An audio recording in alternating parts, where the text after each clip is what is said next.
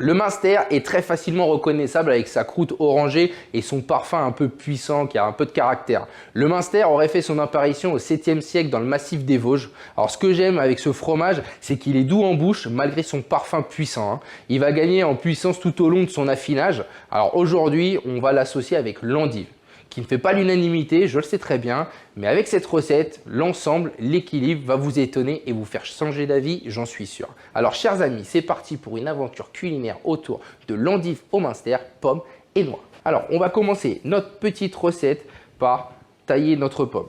Donc pomme golden, classique. Alors moi j'utilise un rasoir, je suis plus à l'aise avec. Sur ma pomme en fait, je viens tailler des tranches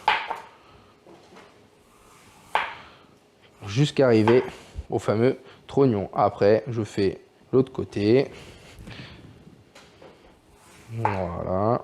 Les deux autres extrémités pour avoir tout simplement un carré à la fin. Et il nous restera seulement notre petit trognon. Ça m'évite de couper mes pommes en quartier. Donc maintenant, petite brunoise. Je fais des petits tas. On va venir faire des lamelles. Voilà.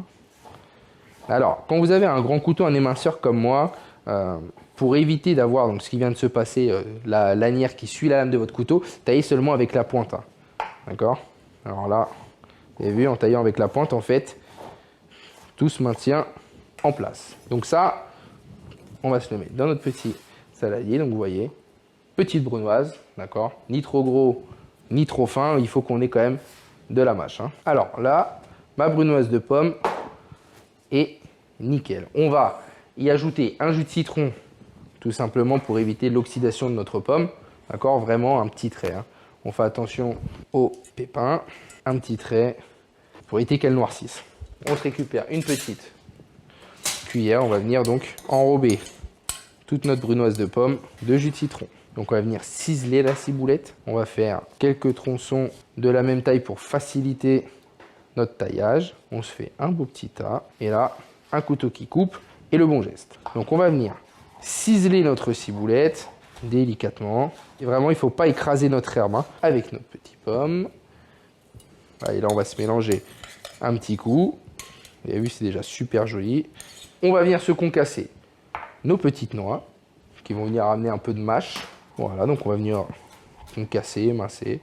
Alors moi, j'aime bien faire noix par noix. Ça m'évite d'avoir des trop gros morceaux aussi. On récupère. On met ça dans notre petit saladier. On va se couper notre petit Münster. Là, le Münster, on va aussi faire une brunoise.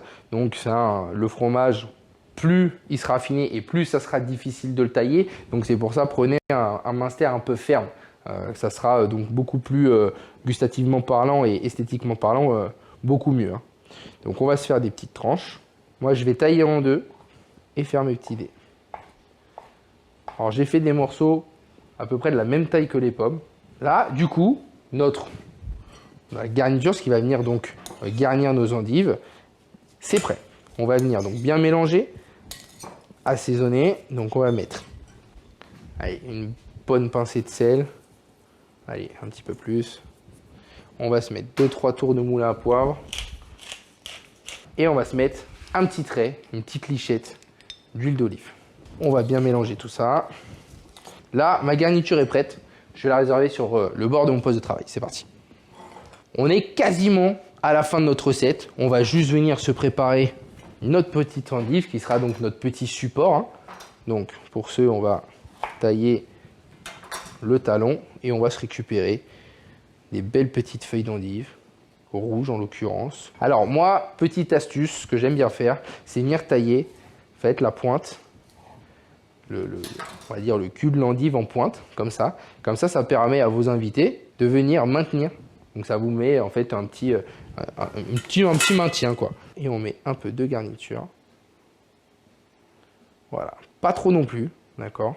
Il faut quand même que l'endive se tienne quand on la prend. Donc on adapte en fonction de la taille de notre endive. Alors là les amis, ma recette est fin prête. On peut passer donc à la dégustation. Moi, mon conseil pour cette dégustation qui se laisse désirer, c'est de faire la fameuse bouchée parfaite. Donc là, on n'a pas vraiment trop le choix. Hein. On va tout prendre d'un coup. Allez, c'est parti. C'est somptueux. On a en fait tout le parfum du Munster en bouche qui est contré en fait par le sucré de la pomme. On a de la mâche avec la noix, l'endive qui est légèrement amène une légère amertume en fin de bouche et toute la rondeur du Munster à la fin, c'est somptueux. Moi, de toute façon, je suis fou d'endive au Munster.